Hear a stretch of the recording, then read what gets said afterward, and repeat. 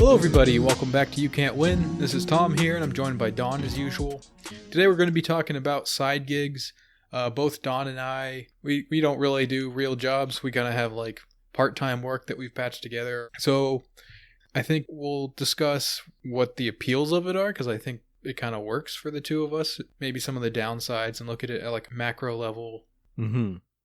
Was that always like a plan for you? Like, did you have a plan for work early on in life kind of thing that you were like, okay, I'm going to get like this kind of job and work a normal job or something like that? And then, I mean, because it kind of evolved towards this over time, but like, was there like originally like, oh, I'm going to go into this, I'm going to do this, I'm going to have this kind of full-time job or something? I guess it was sort of like a background assumption, but I never had any specific ideas about it or anything like that. Like when I was going to college and like taking that fairly seriously, I was thinking like, okay, well maybe I'll pursue a PhD and end up teaching or something like that. But that was the same kind of thought process as like, you know, what I'm doing now, where it's just sort of like, this is the thing that's immediately in front of me that seems easy enough and it kind of works, so I guess I'll do that kind of a thing. Mm-hmm. So yeah, I guess the short answer is no. Mm-hmm. Yeah, for me it was different, where for like early in high school I was kind of like thinking, I had like a very hostile attitude towards school, and I was kind of just goofing off a lot.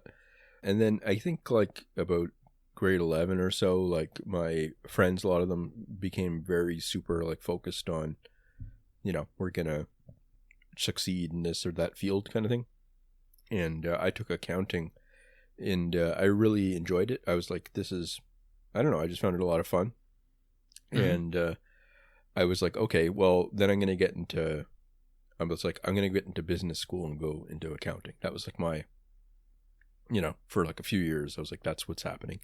And then I sort of got sucked into like political stuff, and then I was like, okay, I'm going to do politics. And I always, for like a few years, probably until like 2004, 2005, I was like, oh yeah, I'm just going to walk straight from this into a job in Ottawa or something, like doing political kind of stuff, or, you know, some sort of professional job. And it didn't ever occur to me that I wouldn't do something like that, you know, like some full-time sort of job. But it was kind of funny because even my friends at the time and all that were always sort of chiding me and stuff, because I was very work shy kind of thing. Like I was not, you know, applying for jobs or anything like that most of the time. I only worked here or there kind of thing on different summers and stuff. And eventually, you know, the mental health stuff just accumulated and compounded until that kind of like blew me off track completely. And what has happened over the last while is that, you know, then I got my master's eventually, and since then, in the last 2 years, you know, it's just been a matter of piecing together a bit of work here and there to help save for the future, basically, and stuff like that. Like, so I'm kind of in a weird transition period where I'm building up some of the gig work kind of stuff, you know, not gig, but like, you know, part-time kind of stuff where I'm writing a bit and that and doing the podcast and stuff. So that's been helpful for me because I know that I just know for a lot of different reasons that I wouldn't be able to handle a standard kind of 9-to-5 just kind of job. So, you know, it's helpful for me that there's that thing there, but at the same time, it is something to do with how the labor market's structured and like the way that it's very strange and stuff, where, you know, your job is also somehow your identity now and stuff in a lot of ways. And anyways, that's kind of why I'm interested in looking at new ways to piece together a bit more money, because, you know, I don't have enough right now to, you know, live a full kind of life. Like in terms of, I can't like afford like to rent a condo or something like that, kind of, you know, like an apartment or whatever. But I'm sort of in that in between thing where I'm like, okay, well, how do I piece together enough money to do that? Anyways, it's just an interesting period to be in, because I feel like I've gone through a huge sort of journey over the last 20 years or so, changing my expectations a bunch of times, where even before I was like, well, I felt like I wouldn't even be able to do what I'm doing now. Like I'm doing a lot more than I thought I could, you know, 5-10 years ago or something. So that's helpful in some ways. So yeah. Yeah, I think I know a little bit. I mean, I think your like journey or whatever is a lot more substantial than mine, but I feel like I can relate to that a little bit, just in the sense of like I've never planned anything out and nothing has ever really like just like worked out for me. I think, growing up I was overseas and I was a military brat, right? So my dad's idea of a job, like he grew up very poor and he went into the military when he was 17, and so he doesn't really know what the job market is like, so he wasn't really able to like advise me on this, or even like he just didn't know. He didn't go to college, he didn't know how that worked. Like all that whole world is really, really foreign to him. So his plan for me was just like, well, you just enlist like I did. I guess that that worked out for me. They treat me well, I got a pension, it's stable, it's all that kind of stuff. But I was really opposed to that. Like the Iraq War and everything was at its peak then, and so I was just really not interested in enlisting and going over there to fight or something like that. Yeah. So he was like, "Well, okay, okay then. But I can't really help you with that."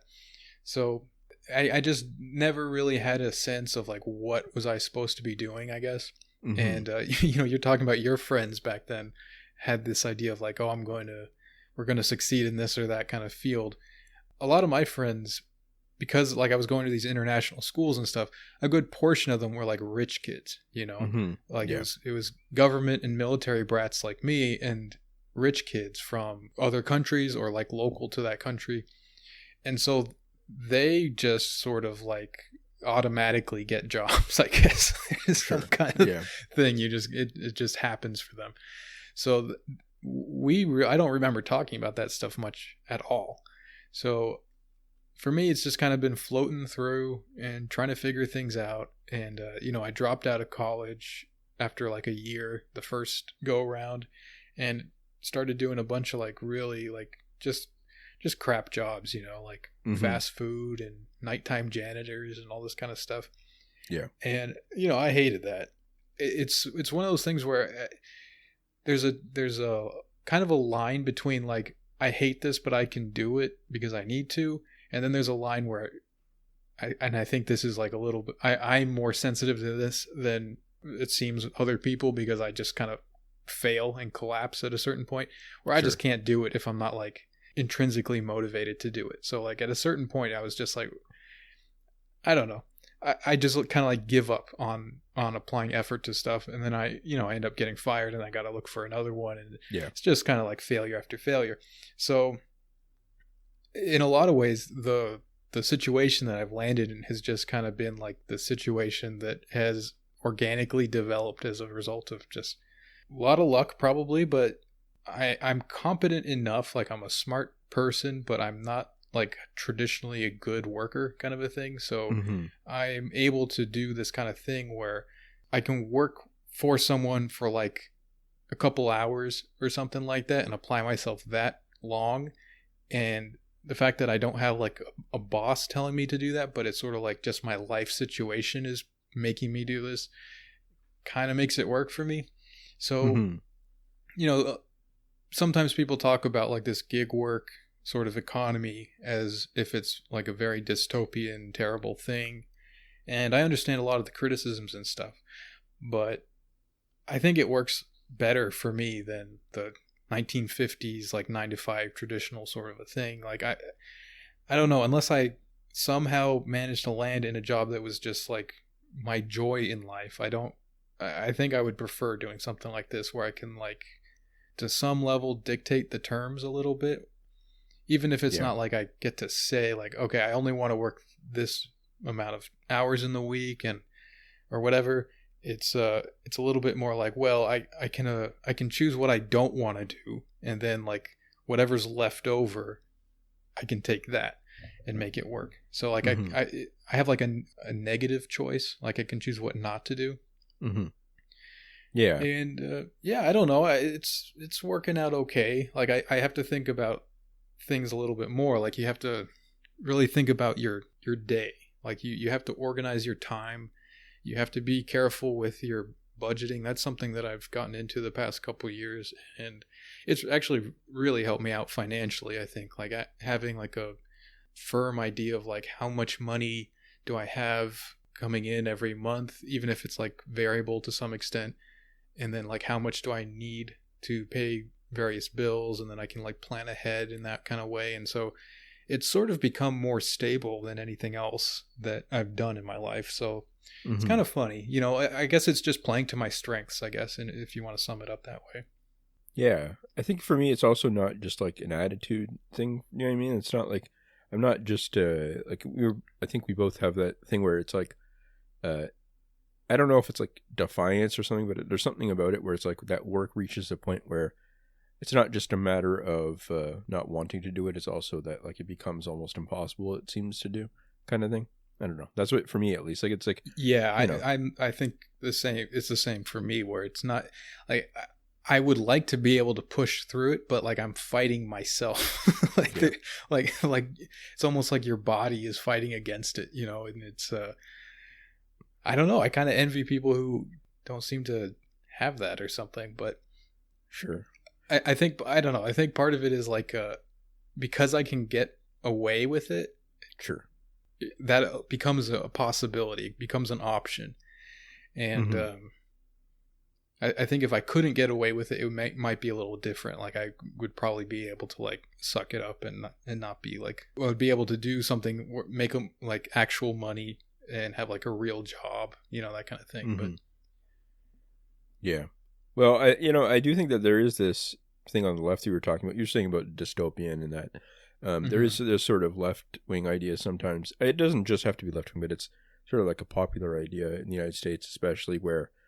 They sort of romanticize in different ways the 9-to-5 sort of thing in like in the past and historical, where their sort of image of an economy that was working well is everyone that can work has good access to, and I think to some extent it's implied really is urged into a full-time job. Now they might want a lower work week or something like that, but it'll still be very similar sort of idea where like people are working on industrial sort of projects. You know, they might call it like Green New Deal stuff or something like that, but there's still this idea that like the average person has to be slotted into doing something with most of their time, or like a good share of their time. A lot of that is going to be in specific like categories of work where you're just basically the average type of worker in it. So you'll be like a teacher or a nurse, you know, in the more service economy oriented way that we are now, or, you know, bringing back manufacturing to the United States is always a big theme and all that kind of stuff, right? And, you know, that's not necessarily, that is almost like it's a romanticized view of how things were at the time, especially because, you know, a lot of the revolts in the 60s and stuff and 70s were against that model on the left kind of thing, where it seemed very stultifying and very terrible to be condemned to that kind of thing, right? Like you're like, my whole life is just going to be working at like the Renault factory or whatever, you know, making cars, you know, stuff like that. It's like the second that model becomes consolidated, it becomes horrific to a lot of people, right? Where it's like it's like the administrators see you as just that role, you know, they see you as just. It's interesting because it's about expectations and stuff, but there is that sort of thing to it where it's like, it's this idea that, well, it'd be decent if everyone was just basically a school teacher or a nurse or something like that. But a lot of people, when that confronted with that kind of situation, immediately start to, you know, look for alternatives. And it's just interesting because it's hard to sort of piece apart what is the capitalist ideology and what is the sort of revolutionary thing being co-opted and stuff, where obviously once that model started falling apart, you know, deindustrialization and move to service and move to sort of gig work and all that kind of stuff, that old model obviously got critiqued a lot in different ways by like feminists and different people who are like, well, we don't want to be condemned to that kind of thing. We want to be able to take jobs in like the arts, or we want to be able to maybe even like the Beat Generation kind of stuff prefigured it in a way where it's like people saying, well, we're not going to be fit into this social model because we're queer, or because, you know, we have different values and things like that. So it's interesting that like, I don't know, there is something there where I don't know what's next, but I don't know if just rebuilding the old model is the outcome that is going to end up happening. I don't know, or like even it's not necessarily going to fit everyone.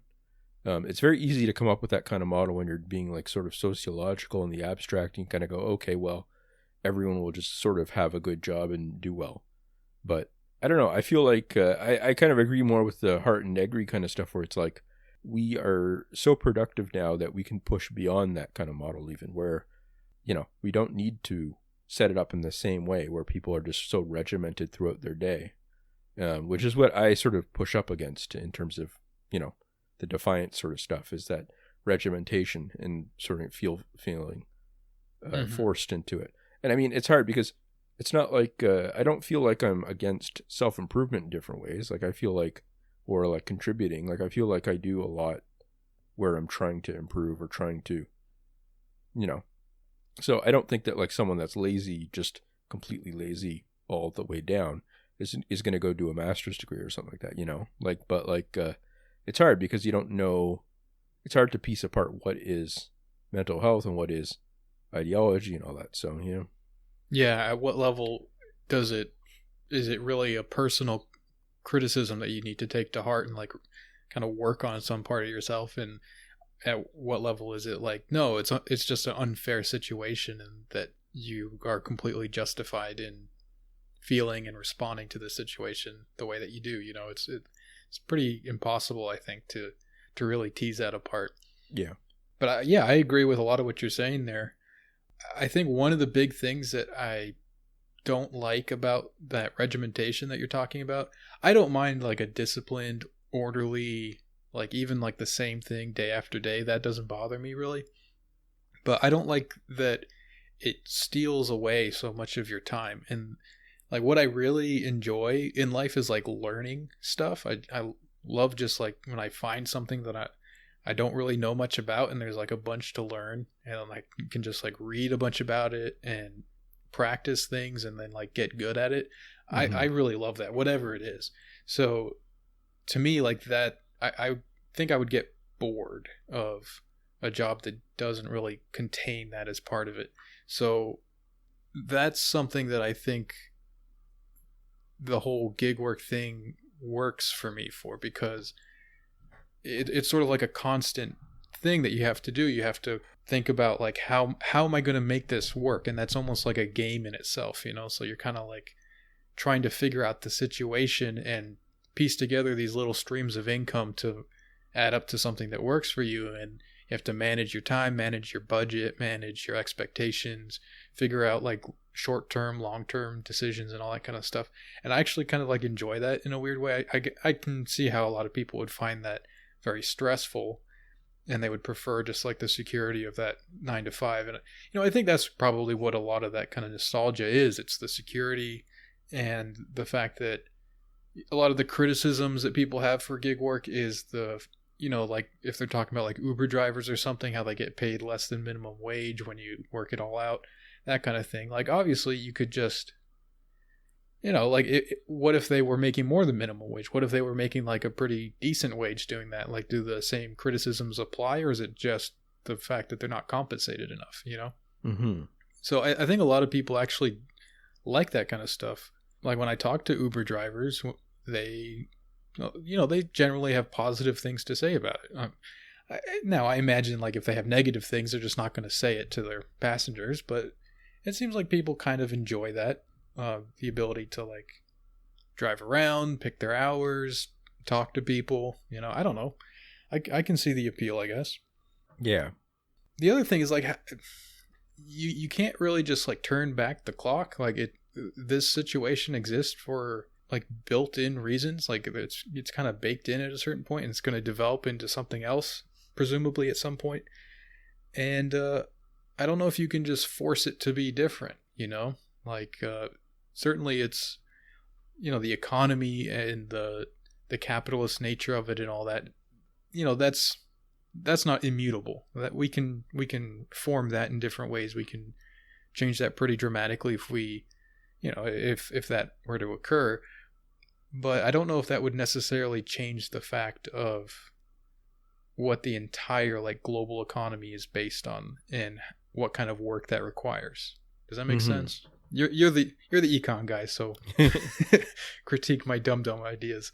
Well, I mean, I think that the sort of argument that people make is that the reason why you have this gig work and all these things is because people are forced into scraping by because of mass unemployment and things like that. Like there's maybe at like a global level or even at a national level in a lot of places where a lot of people are just, they're not considered profitable enough to hire full time, so they kind of get shoved into these other jobs. And that's where you sort of get the critique against what, stuff maybe like automation or whatever, where people think that somehow there's a large stratum of people who aren't profitable in a capitalist sense, but might still be, able to contribute in maybe some alternative or something if things were, if some part of the macro economy was different, or if, the only goal wasn't profitability and things like that. So I can kind of understand that. I just don't think that I think that the things that people choose within an economy they don't always match up to the default leftist kind of view. As you're saying, it's not just a matter of changing their opinion about capitalism.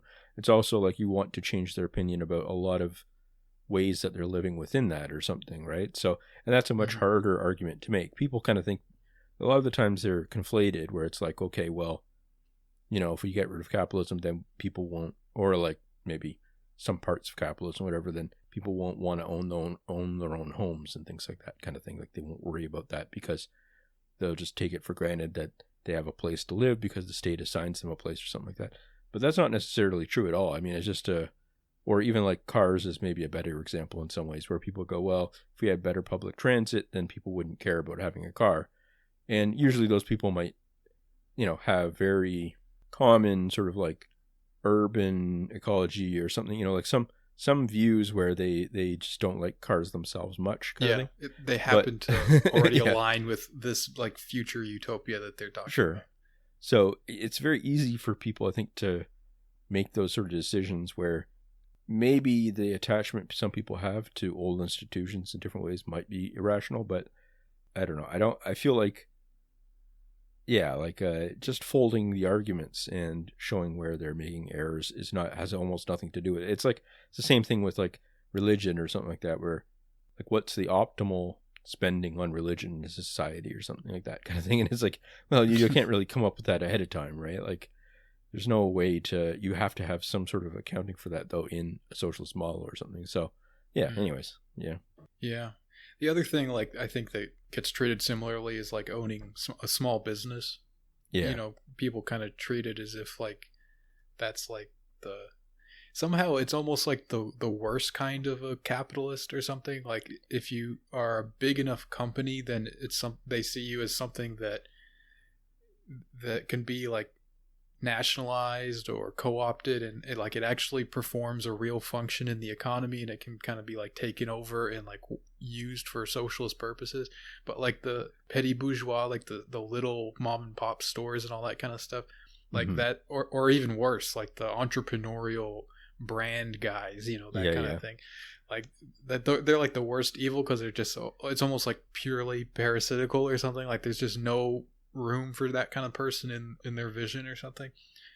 And I don't know, I think that there's that I just don't see that as like the moral evil that I think that sometimes it gets characterized as by the left. Like I don't think there's something wrong with like people who take pride in like owning their own business and putting in all their effort and stuff into like doing that themselves, and it's kind of like theirs. I don't know, that doesn't seem like a morally objectionable thing to me. I think it's more like there's certain abuses and stuff like that can occur, like that I can understand the criticisms, but it's just I don't know. I guess the real thing is like that too often this stuff ends up being like an aesthetic argument rather than a real, I want to say moral argument, I guess, for what a better world could be like. Because most people I think would agree that things aren't really too great and they could be a lot better, and then it comes down to like what would be better, and then people kind of quickly jump to like, oh well, I think this would be pretty, and that's, I don't know if that's the best way to go about like actually finding a solution that works for everybody.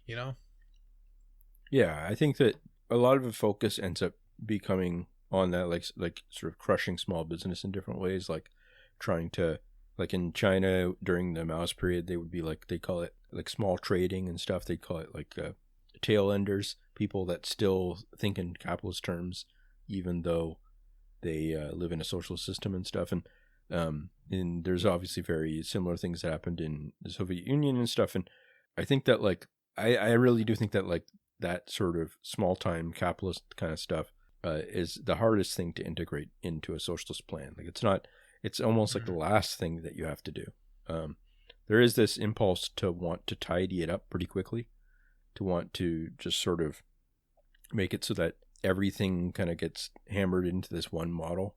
I don't know. More and more, I kind of agree with the left version of the socialist kind of thing, where it's like the more international capitalism is, the more the integration has to happen in these sort of giant blocks kind of thing, or, you know, in giant industries and stuff. Within those sort of like major sectors like resources and transportation and stuff like that. And then the small trading stuff on top of that, you know, like there has to be like regulations and stuff, but that's the last thing that you want to worry about integrating directly into some sort of giant state plan or something like that. Like that's not, you know, that's something that's just going to exist no matter what, really, for a long time. So you have to kind of have that integrated somehow into national sorts of like things. But, you know, worrying about that when you're talking about like these giant flows of resources from place to place, you know, that's I think that is misleading a lot of the time, you know, because it's like getting mad at a local restaurant instead of getting mad at like the developers that own, you know, huge parts of the real estate in the town or something like that kind of thing. So it can be really like a misleading argument pretty quickly. So yeah. So speaking of like small time capitalists, one thing that a little project that I'm kind of putting together to see if I could make this work for myself, I'm going to learn how to day trade. So I've been watching YouTubes about it and reading about it and stuff. And I'm going to get like a simulator. Well, I guess I have like a simulator. Like you can essentially like load up the stock market and then like play it with like fake money essentially. So I'm gonna see if I can make that work. It's kind of interesting. Just I think part of it is just like I was saying before, like it's just a new game to play kind of a thing. Like it's a new thing to learn about and stuff. So I don't know, we'll see how that goes. Apparently it's not like a Wolf of Wall Street, like GameStonk kind of stuff, you know. Like certainly I think that is kind of part of what sparked the idea, is like, oh, well, maybe this is something that I could actually do to make a little bit of money or something. But apparently it's really just about like putting together like a strategy, a plan that kind of works for you, and you just like stick to certain rules and you just make little gains, and then that's how you do it. I think it would work fairly well with my schedule. Like I said, I have like the early part of the day free and stuff, so I don't know, it all kind of seems to work, and I think like it appeals to like my gamer instincts and stuff. So I don't know, we'll see how that goes. I think the listeners at this point know what my thoughts on a lot of this stuff is. That like it's very straightforward, like to me, like a lot of it just gambling. Like it's not like the systems that people propose and stuff are like you have to think like, okay, what information am I using that other traders don't have? That's the thing, right? It's what am I going to do that makes me the profit because someone else makes a mistake or something like that? And I'm not saying you can't do that. There's lots of evidence that you can probably do that, especially if you're like, you know, if you see that everyone on Reddit is jumping into a particular stock, you can sort of jump in and then jump out, you know, once it goes up or something like that. Sometimes you can do that kind of thing, but I feel like most people that are getting involved in these kind of things are going to lose money because, or at least someone's losing money because well, I think statistically something like 95% of people are unsuccessful. So I think it's very tempting, but I don't know. I feel like you need to get like some sort of specialized in knowledge of some sort of market. Like it wouldn't be just stocks in general. Even it's like, do you know, like, you know, maybe computer parts or something like that and stuff. Yeah, but that's kind of where my thoughts are.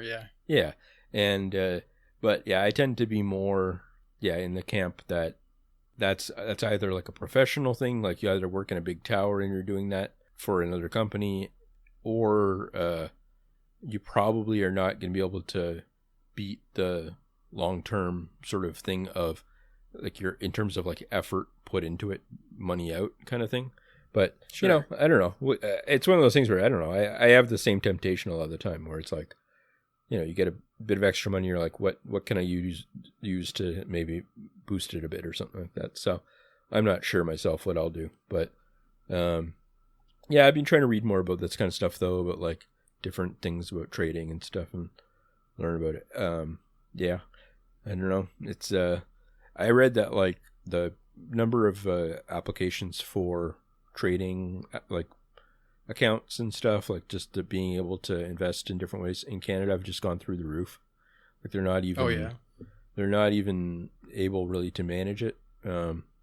And people are really angry, I guess, because they call in a lot of these places, like they're calling in to places in the United States too, where a lot of the people are new traders and stuff, so they don't know the details of like what's going on and stuff. Like I read one story where a woman said that they like monitor the calls of traders like calling in to fix something with their account or something, and they said, my stock went up. Can I like cash in part of that and keep the rest like there? Like maybe if it was like a $10,000 value of their investment, they were like, can I take 5,000 out now and then keep the 5,000 in there? And they're like, yeah, well then you have to like sell half of your stock, whatever, right? And they were like, no, don't sell any of the stock, just take 5,000 out. And that's the kind of thing where it's like people have that level of knowledge, I think, where it's like, they're involved in somehow, but like it's very easy to go off the rails with it, I think. So I don't know. I always, yeah. I hear you. Sure. Like that's all fair criticism.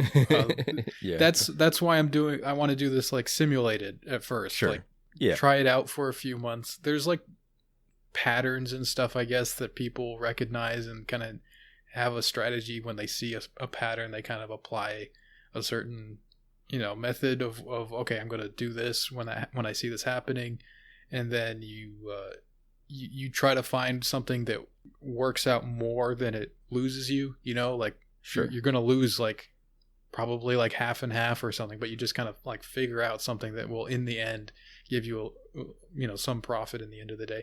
I'm not trying to do like some, like you're talking about like $5,000, $10,000 or something. Yeah. That is not what I'm thinking. I'm thinking like I have a few $100 and I spend like 50 here, 50 there during a day, like really small time stuff. But yeah, I don't know. Can be fun, it's just something right. It's fun. It's something to kind of, I would like to learn a little bit more about how the stock market actually works and how someone how do traders actually make money? What's the actual, like day to day of that? I don't know. It's just something to try out. Yeah. I have a very conservative sort of mindset towards this. I'm not looking to like just cash out big stonk money. Sure. It's just, this past few weeks have been a bit nerve wracking for someone like me that, tends to not believe a lot of that stuff. So it's like, seeing people put a lot of money in and stuff, or, it's like, oh no, I don't know. We'll see. I don't know. It is gambling at some level. So it's like, as long as you have fun doing it, I don't know. It's not like, it's not the end of the world. So it is halal. I will say that it's not technically gambling from an Islamic point of view. So okay, there's that. But to me, I feel like it's gambling in the sense that it's speculative on some level, but I think there's a difference between playing, there's gambling on the stock market, like just YOLO, like throw your whole life savings on something kind of a thing. And then there's like just the inherent kind of like instability of a market, so I don't know if it's that different from, it all depends how you approach it, right? What do you actually do there? It's kind of up to your own behavior. So I don't know. That's the mindset I have about it. Yeah, we'll see. I will probably lose interest after like a month or so, but we'll see how it goes. Yeah. I think it's the same thing for Catholic, where it's like, if you have like a set amount of money basically that you're putting aside to gamble with, or like to have fun with kind of thing, that's different morally. And then like you don't expect to be able to live off of it kind of thing. It's more just like a fun thing to do. Apparently that's okay. If you're doing it in terms of like you're like a professional gambler, that's not really as good kind of thing. If you're like actually going to places like trying to Oh yeah, and it has to be completely fair, that sort of thing too. Like it has to be not, or like at least not to your advantage or something. So, right, like you can't be cheating. Yeah, and but like, just the person that puts aside a bit of money for a lottery ticket every week or something is not in moral jeopardy or anything. I don't think so. Yeah. Sure. Yeah. Yeah. The level of randomness involved here, or the level of like unknowability, kind of appeals to, like I was saying, like the gamey kind of aspect. Like the games I like to play are sort of like that. Like they're built around cards or just like random number generation, that kind of stuff. So I feel like I have some, like I kind of get the mentality a little bit of how you work that. Sure. Where it's like you kind of understand there's some instability here, and you need to factor that in. You don't just like hope that it works out for you, kind of thing. Mm-hmm. For sure. But yeah, I mean, the reason I bring that up is like that's another example of just like piecing together a stream of income potentially. You know what I mean? Sure. So yeah, it's funny that that's become such like a big phenomenon lately. It really fits well with the whole gig work economy kind of a thing, because it, like I'm describing, it fits my schedule as someone who kind of does that sort of thing. I imagine that's true for a lot of different people, especially now, with the lockdowns and all that kind of stuff, people being out of work. Yeah, it's crazy. It makes a lot of sense, but it's very weird. Mm-hmm. Yeah, a lot of these apps have like millions of people that use them. Yeah, it's pretty surprising. A lot of them actually make money. I think I've talked about this before, but a lot of them make money just off cash. Like you hold cash a lot of the time in some of these, and they just lend it back to a bank or something like that kind of thing. That's like where they make a lot of their money. So they don't actually make money off the trades a lot of the time. They make them just off of expecting that people will keep at least a little bit of money in their accounts. Stuff. Right. So, and I was reading that Robinhood and some of these other places were restricting the trades on some of these meme stocks and stuff. Mm-hmm.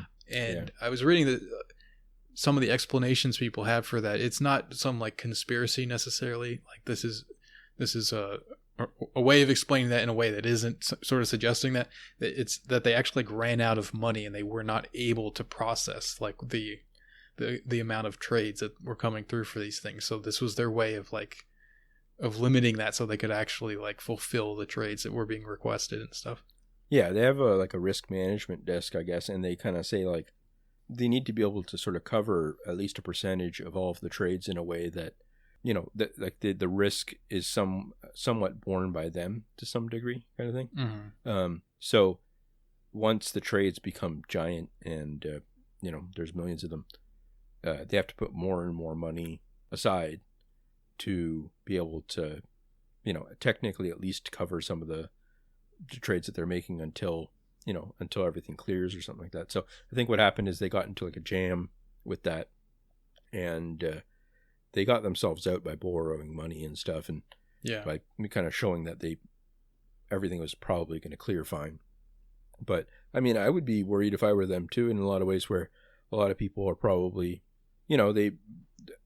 I think a lot of the people that are involved in this kind of stuff don't have, it's not like, some of them probably have extra money and they're putting it aside and putting it to the apps and stuff. But I feel like there's some people that are doing it that just have debts of their own and stuff like that, where, technically it can get, like they could get themselves into a jam themselves using the apps and stuff, right? So, or it could contribute where, so, I mean, that's just a risk with any bank, is just that these are sort of weird online banks, brokerages, kind of stuff that blend a lot of, blur a lot of lines. And that's part of the reason why for like 30 or 40 years, at least, like a lot of these things were just not allowed in different ways, right? Like, it's really the sort of like hyper computerization or something like that that allows a lot of this stuff. So, because it gets into weird places pretty quickly, like, what ends up happening if these things go bankrupt and all that kind of stuff. So,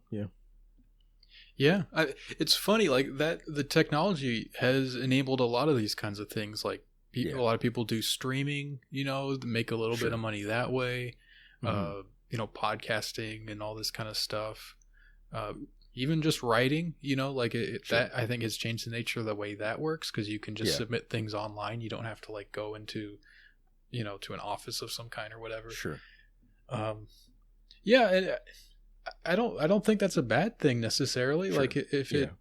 at least like if when you just consider like you live in this world at in this time, that's what the situation is. Like you want to Exactly. Yeah. make it work for your advantage, like, and just take the opportunities you can. So yeah, I don't know, maybe that's another thing I'll get into. Maybe I'll start streaming some games or something like that. Yeah. Just spend every minute of my life doing something that is marginally profitable. Yeah. Well, that you brought up writing, and that's something where for me, I for many years I had no interest in that, or like in the way that like it's sort of built more recently, where I would just tell jokes, and a lot of the times when I was telling jokes online and stuff, it was basically hostile to my own interests in different ways, right? Like I was just like Right. insulting people and stuff and being rude, and it's developed into like I think I am good enough to write professionally now as a skill. Like I could, especially with more work or something like that, like I could just keep doing that. But I have a lot of confusion around it still, where I'm working through, and a lot of like anxieties and stuff, where it's like most of the articles that I've written, people have come to me and said, here's an idea and stuff, and or like here's a basic setup or something like that, and then Yeah, ghost writers, right? That's what you're talking about. no. But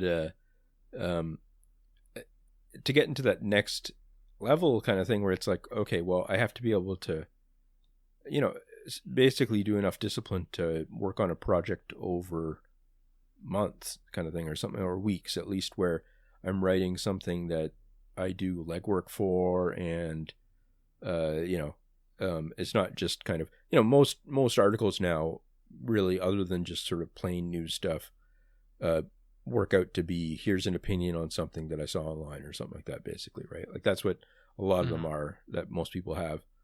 And I've always found it hard to want to compete in that sort of marketplace, because it's like it feels like low-hanging fruit to some extent. Like it's just kind of and I feel like it feels almost like a complete market to me. Like there's the market for takes is that there's always going to be another person offering that same take most of the time, kind of thing. So I was always like, well, maybe I can do quirky sort of humor pieces and stuff like that, and that would be a bit better, because it's more my viewpoint and all that kind of stuff. But if I want to make it into a where I'm earning enough money to like live off of, it's got to be something where it's an ongoing thing, number one, and number two, it's got to have some sort of value added beyond just the humor kind of thing. It's got to have some sort of angle to it, where I'm doing like actual reporting or writing or something, where there's more to it, in a sense that the reader's getting more out of it than just, oh, this is something funny that Don wrote or something like that. It's got to be something that appeals more broadly or something. So that's hard to wrap my mind around a lot of the time, because it's like, to put effort into that is hard, because it's very easy for me just to put one foot in front of the other a lot of the time. And then so I think there's something there in more general sense too, where a lot of people are being confronted right now with how do they transform their small things into something bigger. And that's going to take work that traditionally you would kind of get that in old institutions and stuff, right? And I could pay for courses and stuff, but it'd be better just, I think a lot of the time, just for discipline, just to read more about it and talk to more people about it in person, and then sort of work my way up from there. So yeah, but it is exciting. I mean, it's cool that, I mean, I think we're both very lucky in a lot of ways to be able to not just be coltan mining or something like that. Like we're Well, yeah.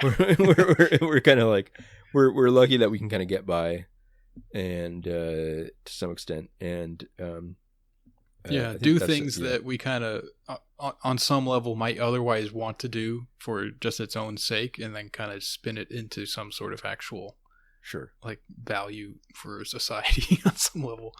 yeah, like I think that down the line I could do more business journalism or something like that, or something that takes like my existing skills and then just kind of pushes them up a notch, and then use that as like a irregular income over time kind of thing.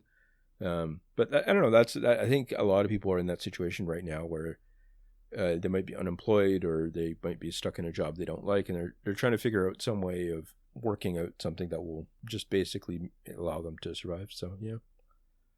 Yeah, I mean, I think that's the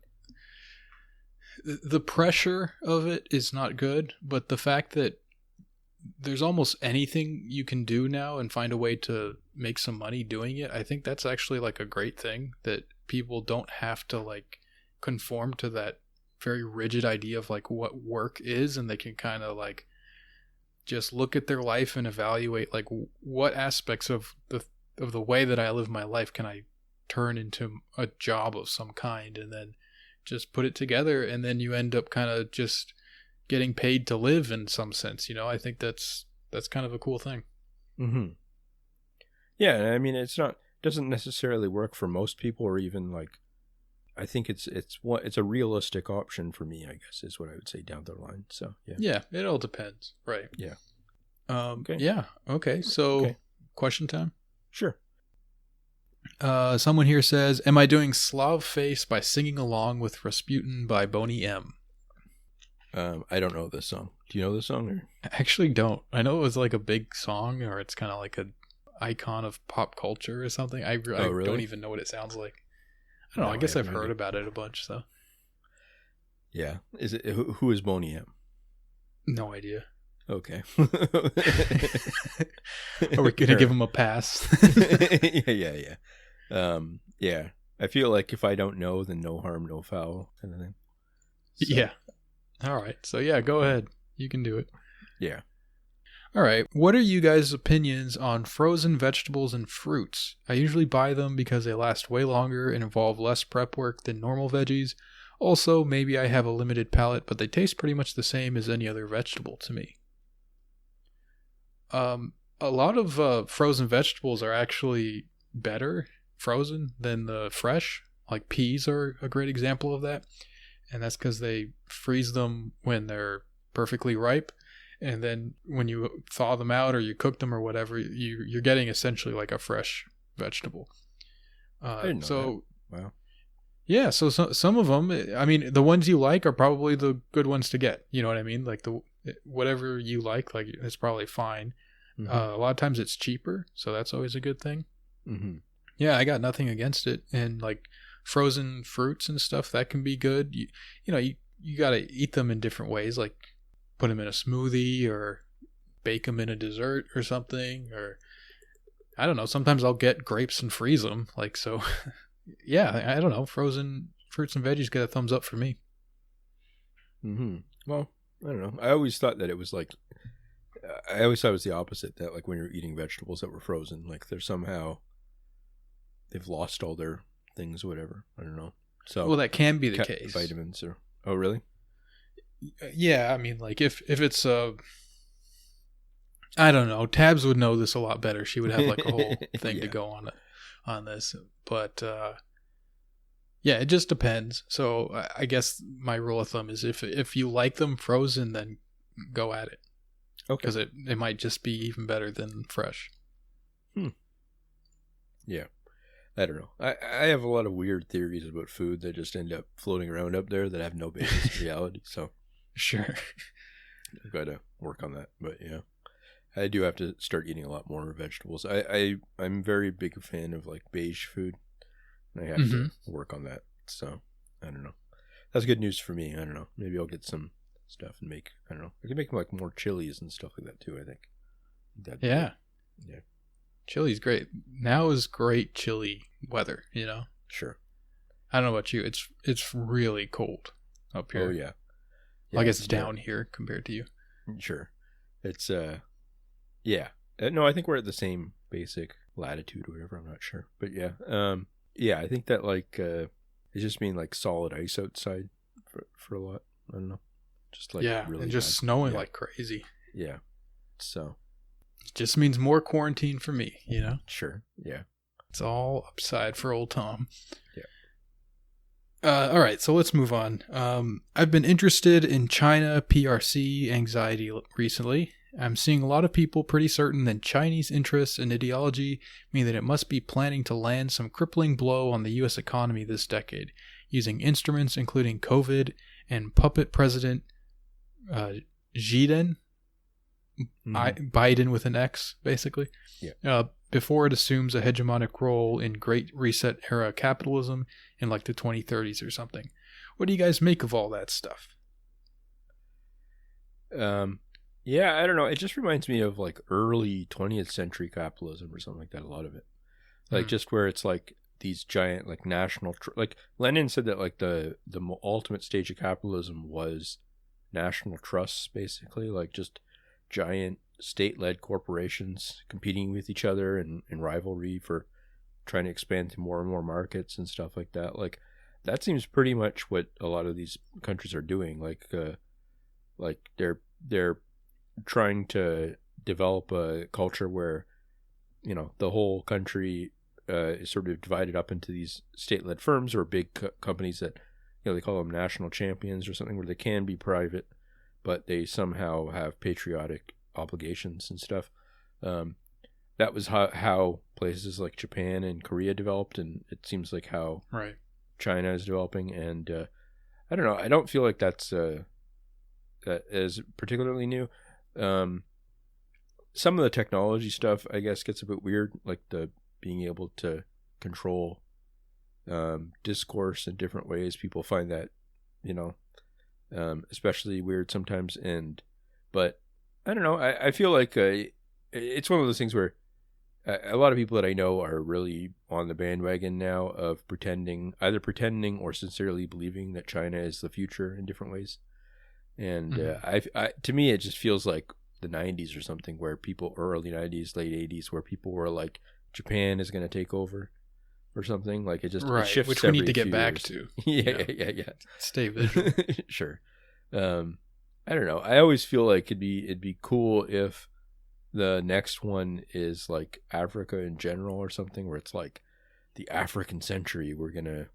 Everything is going to develop in Africa, and they've got such a large population that they're the ones that are going to define the next 20 years or something. You know, like I feel like it can shift to different places based on expectations. So it'd be neat if it moved to different places and it's not just China. But yeah, I don't know.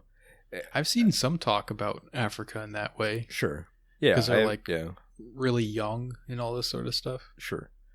Yeah. And, or India rising is a big motif too.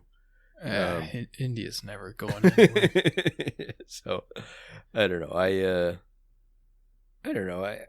I don't know what's going to happen. I feel like it's just like we don't even know if the government in China could flip to something completely different than what it is now in different ways. Like people have this idea that things are highly managed and could be just permanently on one track, but betting that one country will be on one track forever is exactly what happened in the Soviet Union. It's exactly what happened all over the place. Like there's just, you know, it's very easy for things to, you know, things that seem obvious to fall apart. So I don't know. Yeah, kind of the classic problem of take all the existing trends right now and just extrapolate them forward as if they, you know, no new factors or anything will change in that time, and then no, look what will happen if nothing changes in the intervening years. Yeah, or stuff like people focus on one side of a trend and don't like you know, like during the Cold War, one of the funny things that happened was the Soviet Union started shifting towards this idea that like they were the peace coalition kind of thing, and that they were you know, fighting very hard for nuclear disarmament and stuff like that. And it's funny because, you know, they're full on in the arms race, right? You know, and they're exporting arms and stuff like that. They're saying that we're the ones that would actually want to disarm and stuff. And it's I don't know. I feel like there's a lot of that in politics where people especially with China now, where people are kind of like, you know, like China has been, over the last 10, 20 years, have been increasing military spending a lot and on new technologies, and also just overall, you know, like really intensifying its, you know, foreign policy operations and stuff like that kind of thing. And it's still because, I mean, China, they're paying the soldiers less and stuff, obviously, and the workers that make the things less. You know, it's not comparable to the United States directly, right? Because you're just comparing, you know, it's not, you know, United States doesn't, I mean, China doesn't have to pay like a grunt soldier $20,000-$30,000 a year in the same way like that, you know, United States does, whatever, stuff like that, right? But that doesn't really get talked about when people are talking about, oh, the United States wants to go to war with China and stuff like that, right? Like I don't know, I always feel like these are just, anyway, any of these big national rivalries and stuff, they're not your friends on either side. They're trying to like, they're trying, I don't know. And not only that, but they are friends more often than not. It's like the two, the big national rivalries and stuff are always like, you know, like rich Chinese people send their kids to a lot of the time to schools. And I mean, recently they haven't, but, you know, a lot of them send them to schools in the United States and the West and stuff. It's not like they're hostile to the West in some broad way or something like that too. They just, right. They invest a lot overseas, and a lot of Chinese companies have a lot invested in places like the United States and stuff. And yeah, like the integration is very high, I think, in a lot of these places. So yeah. Anyways. Yeah, and that kind of narrative is often mutually beneficial in different ways, and that's why it exists, you know.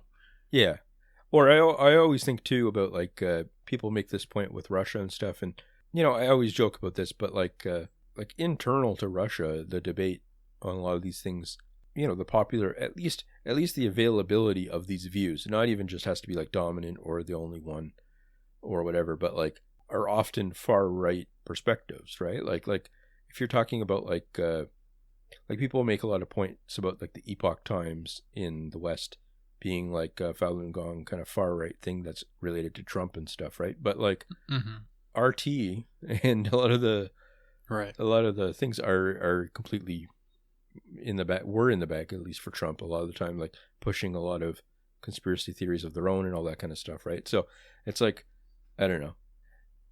I find it hard not to just try to apply rules generally, I guess, kind of thing, you know? Like the contradictions are just too profound for me. I don't know. It just seems very strange. So, yeah. Yeah.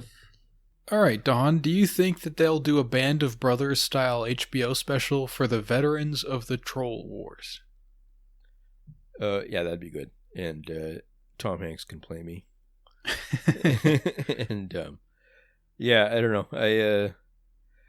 Have you watched that recently, or back in? No, not recently. I watched it a little bit when it first was like on HBO or whatever it was, like way back when. Yeah, it's a good show. I don't know. I was watching it a few episodes with my mom last year or whatever, but I don't know. It's pretty good. I don't know. I like those kind of things, like World War II shows and stuff. I watched Saving Private Ryan again recently. Yeah. And which is, you know, basically where the concept got extrapolated into the show. Right. Yeah, Band of Brothers is basically Saving Private Ryan, the show. Yeah, in a lot of ways. And I don't know. It was a lot more cheesy than I remembered, and a lot more like, you know, just weird in a lot of ways. Because there's always like Spielberg stuff, whatever, where it's like everything that happens gets upturned or whatever later on. Like someone will just get shot for no reason a lot of the time, but it somehow connects to their character in some way. Like anyways, but I was still like, at the end, I was still like, oh, that's nice kind of thing. I don't know. You know, like people get really angry about how much propaganda it is or whatever. And it's like, I don't know.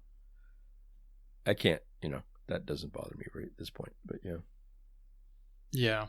I appreciated that like era, or that kind of little subgenre of war stuff that was like really tried to portray a lot of like minor detail with a lot of realism.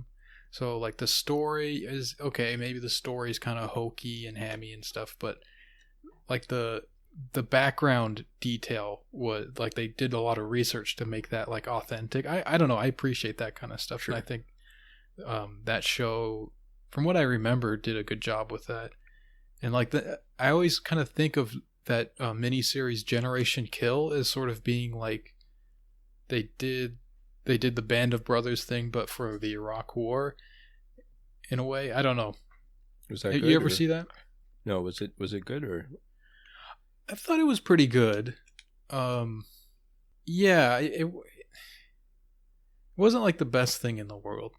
I don't know. I have to go and rewatch it, but I remember like having a net positive impression of it. But Okay. yeah, there's probably, I don't know. I can't remember enough of it to like speak specifically about it. But I remember like there are certain things that were kind of like a little disappointed with certain choices they made or something like that. Mm.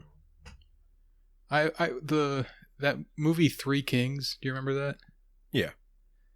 That movie I really liked, and it's not aged well. It's very like 90s or whatever, early thousands or whenever it came out. It's like it's very much a product of that time, and I think it kind of has not aged very well.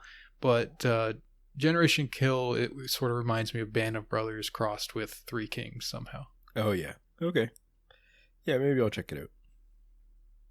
All right. Are the You Can't Win hosts materialists, creationists, emanationists, or something else? Where did all this shit come from?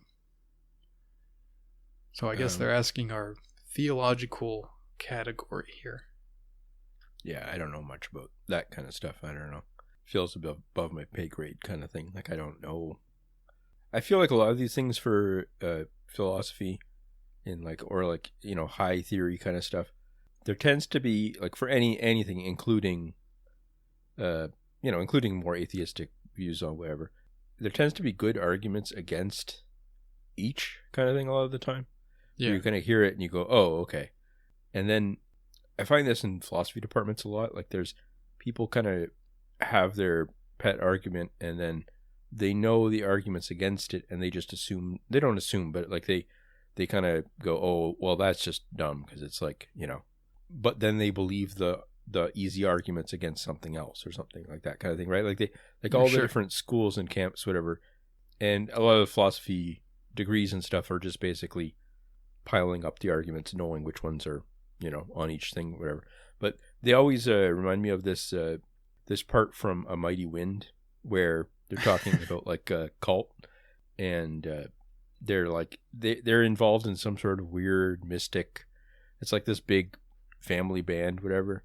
And they're involved in some sort of weird mystic thing, kind of thing. And the guy goes, you know, this is not some hooky cult stuff, whatever. The only thing that we really teach is that, you know, all matter is light existing on the 49th vibration or something like that. And he goes, you'd think of that just walking down the street or whatever, you know, like, and I like that because that's what like most philosophy sounds like to me, you know, or like theology or anything.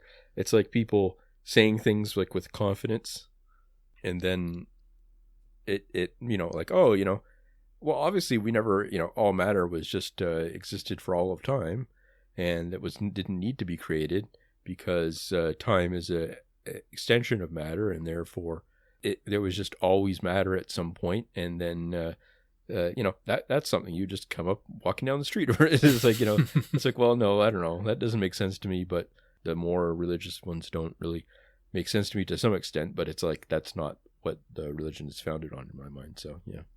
Right. Yeah. The older I get, the more like Joe Rogan brain I have where whatever someone is saying just makes sense to me. And if I were to like say, so what you're saying is da da da da da, they would probably be like, no, I'm not saying that at all. That's completely wrong. But to me, like I'm able to just take whatever someone's ideas are and kind of like fit it into my framework. I have no idea what you would call it because I just have done that with everything. So anybody that I could say like I identify with that kind of school of thought or whatever, they would probably all think like, no, you idiot, you got this all wrong. Well, it was like, well, everyone is telling me that. So I don't know where I would slot in. Yeah.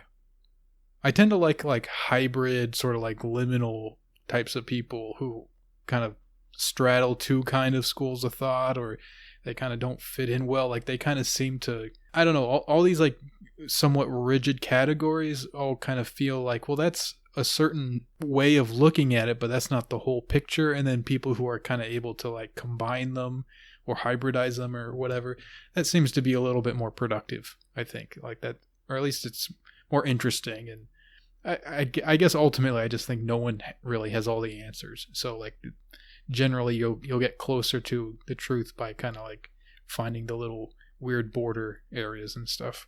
Mm-hmm. I don't know. We'll all figure it out at the end. We'll see. We'll see what this is all about. Yeah, we'll find out. All right. I live in a basement. How can I get out of the basement? Convert to Islam? Take part in a multi-level marketing scheme? Make an OnlyFans? Please help. So, very, very applicable for this episode. Yeah. I don't know. There's not. I mean, it's hard to be like, oh, you just got to get a job or something like that when we just told people not to do that in some extent. But like, 3 letters, GME. Yeah. I'm not sure. I don't know. I feel like I got to go side with Thousands Near Quarantine right now because I feel like being stuck in a basement right now is a good thing. Maybe worry about this in like 6 months or a year or something if we're allowed back outside. Then maybe worry about it. But like at this point, you know, like I'm living with my parents right now. It's not the worst because you know, there's not a lot of alternative stuff to be doing all the time, whatever. So it's been helpful in some ways to be just saving money and planning for the future. So yeah, I don't know. I feel like that would be a good thing depending on your financial situation and stuff. Planning on putting one foot in front of the other for the future or something. So yeah. Yeah, I would say, I mean, it depends if you have some kind of income. If you don't have income or you don't have sufficient income to do anything about it, try and sort that out. And we've kind of discussed different ways and different like ways of thinking about that this episode. So hopefully that was helpful. If you do have an income, you want to try to be efficient with it, I guess. Like if it's mainly a matter of money, like I would say like, you want to like cut costs where you can, get serious about like how much money do you need and how are you going to save it, that kind of thing. If you're able to do that with whatever income you have now, then, you know, just be serious about it. Don't spend that money. You know, you have a goal for it. I find that if I don't have some sense of like what the next step and the next step after that and the step after that is, I get really unfocused. So I'm always thinking like, okay, I'm doing this now and I'm working towards this goal. Once I meet that goal, I'm going to work towards this next goal. And it's not like that. I'm not single-mindedly focused on that every day until I meet the goal, but it's just good to have that in mind so that whenever there's a decision point that could affect that goal, you understand like, okay, well, I'm trying to get to that goal. So is this going to hurt me in my pursuit of that, and is that something I'm willing to do, you know, that kind of a thing. So I don't know, that's my suggestion, is to kind of like get organized and try to be efficient with your money and your time and stuff like that until you can get out of that basement. Sure. Although, yeah, as Don said, you're never leaving it, so this is all hypothetical. Yeah. What do you guys think about Norm Finkelstein's idea of universities hosting Holocaust deniers in classes so the students could learn from them and refute their ideas? Could we maybe apply this to other groups of people, such as people who want to nuke Tel Aviv or people who think women can't read? It's a good idea. I guess it would depend on whether or not you get like an honorarium for doing it. Like if it's just free, then, you know, you would only get like the dregs of society then. But if you paid like $500 for a school visit or something, you know, and it went to people that thought that you should nuke Tel Aviv or something like that, like I could see that working. You know, it might be a good side gig. I didn't know Finkelstein had this idea. This is funny. He's a funny guy. Yeah. I mean, that seems like a pretty trollish idea anyways, but like, I don't know. Yeah. Yeah. I'll leave it at that for that, but yeah. Yeah, he was good on the TrueAnon episode. He went on TrueAnon recently. Oh, really? Yeah. It was really fun. He was talking about his like early days and stuff, and yeah, he just a fun interview. Mm-hmm. What the hell are locked accounts hiding behind the lock? Good posts, winning lotto numbers, pervert stuff. Can we put all these freaks in jail? Yeah. I don't know. I guess they're locked. How am I supposed to know? Yeah, I've never had the urge to just have like a locked account. I don't know. I don't understand it either. I locked a few times when I was trying to limit the number of people that followed me because I thought that'd be funny. But like maybe in the future, once this account gets banned or something, I'll switch over to friends only account or something. I just don't to me, I kind of like bake in the locked thing. Like I guess locking your account is you don't want to have all of your posts be visible, so you don't want to post something that people would see and that you don't have an ability to choose who's seeing it, right? I feel like I would just not post anything that I don't want someone to see, you know, like anything I'm posting is already past the threshold of like, this is just, you know, the whole public can see. I don't really care who sees this. Mm-hmm. There's no level in between like no post and post for me. It's either for the whole public or it's not, and then I just don't post it at all. There's no like in between where it's like I only want 20 people to see this or something. Sure. You know, yeah. If it's going to be like that, well, I'll just go say it to them. I don't know. You know, people use this differently, but that's how I look at it. Yeah. I have information that will lead to the arrest of. Okay, so it says Kamala Harris with triple K, but I will only reveal it if Don admits he is a journalist. Oh no. You got to take one for the team, bud. I don't know. Do I count as a journalist? How does that work? I don't know. You are a journalist. You journal. Have a journal. Yeah. Microblog. Right. And therefore. Okay. QED ergo. Yeah. Then I need to get the blue check from there. Okay. Yeah. Fair deal. That's what I should get. Yeah, that's what I get in exchange. Yeah. You get the blue check, you admit you're a journalist, and then we throw that bitch in jail. Sure. All right. Okay, we'll end with this one here. Why is Tom so loving of the black man but so scared of the yellow man? Is it part of his act as a racial renegade? I never thought of myself as loving of the black man. I thought it was more like the black community loves me and I just kind of reciprocate, you know.